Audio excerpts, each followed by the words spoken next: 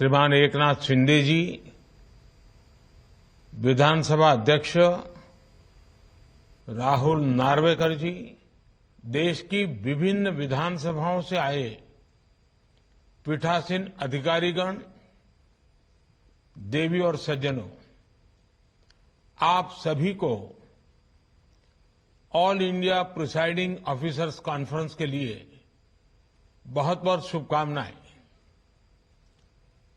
इस बार ये कॉन्फ्रेंस और भी विशेष है।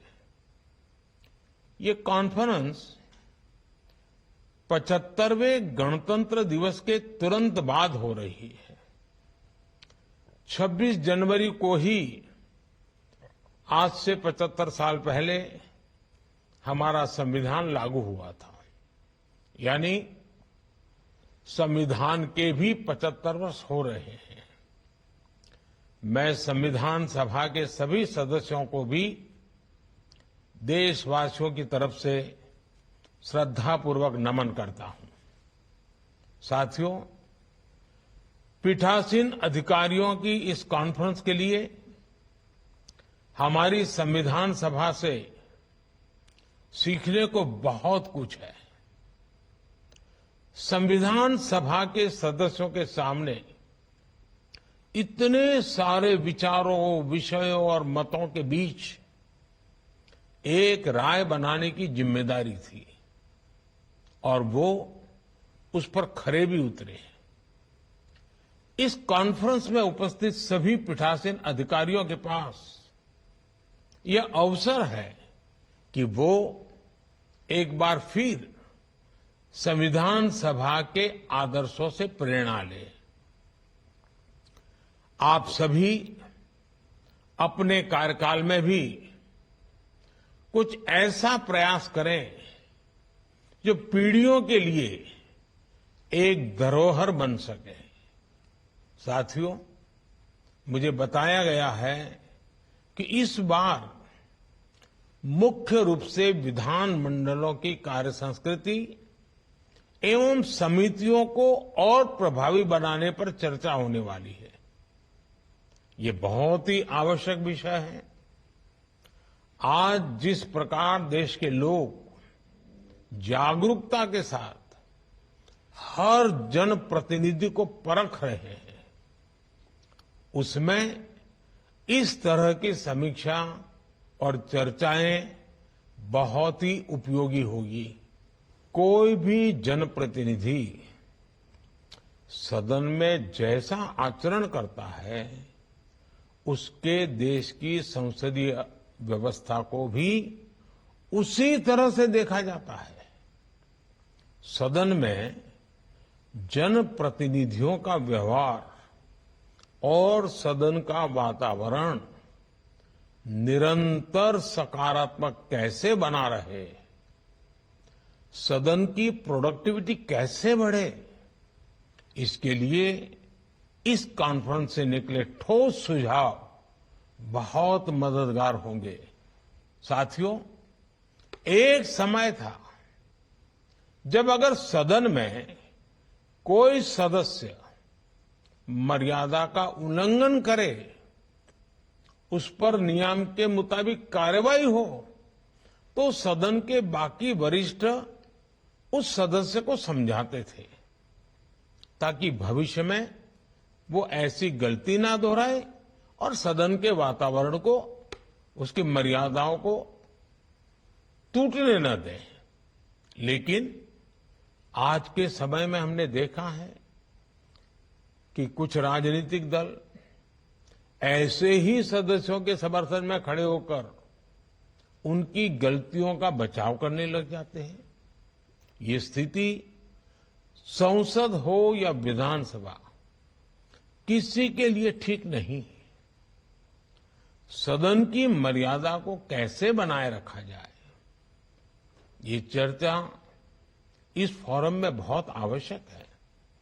साथियों, आज एक और परिवर्तन के हम साक्षी बन रहे हैं।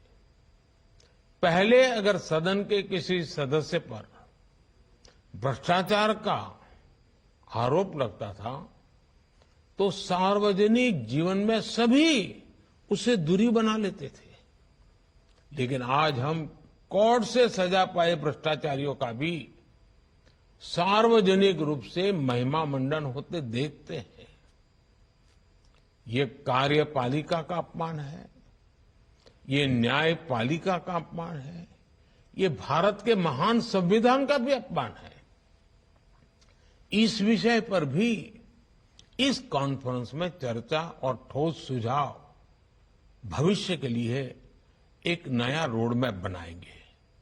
साथियों, अमृत काल में आज देश जिन लक्ष्यों को तय कर रहा है, उनमें हर राज्य सरकार और वहां की विधानसभा की बहुत बड़ी भूमिका है। भारत की प्रगति तभी होगी जब हमारे राज्यों की प्रगति होगी, और राज्यों की प्रगति तब होगी जब इनकी विधायिका और कार्यपालिका साथ मिलकर अपने विकास का लक्ष्य निर्धारित करेंगे। विधायिका अपने राज्य के ऐसे लक्ष्यों की प्राप्ति में जितनी सक्रियता से काम करेगी, उतना ही राज्य आगे बढ़ेगा।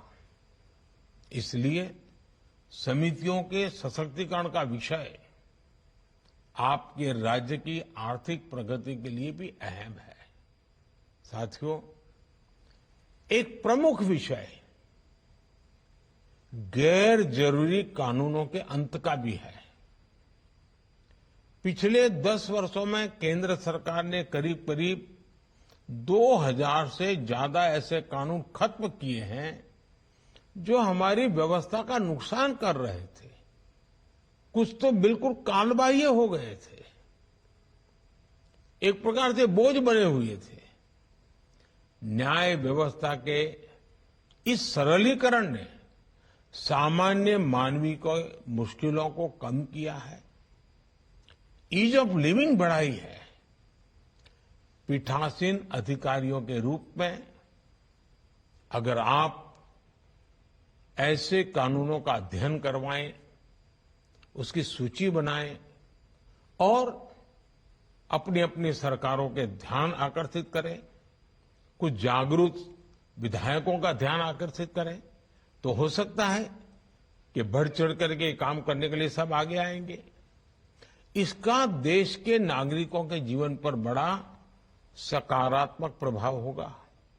साथियों, आप जानते हैं कि पिछले वर्ष ही संसद ने नारी शक्ति वंदन अधिनियम को मंजूरी दी है।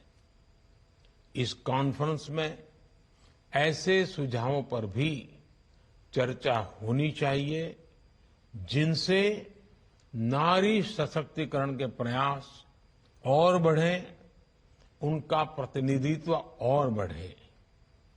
भारत जैसे युवा देश में आपको समितियों में युवाओं की भागीदारी बढ़ाने पर भी जोर देना चाहिए। हमारे युवा जनप्रतिनिधियों को सदन में अपनी बात रखने और नीति निर्माण में सहभागिता का ज्यादा से ज्यादा अवसर मिलता ही है और मिलना भी चाहिए।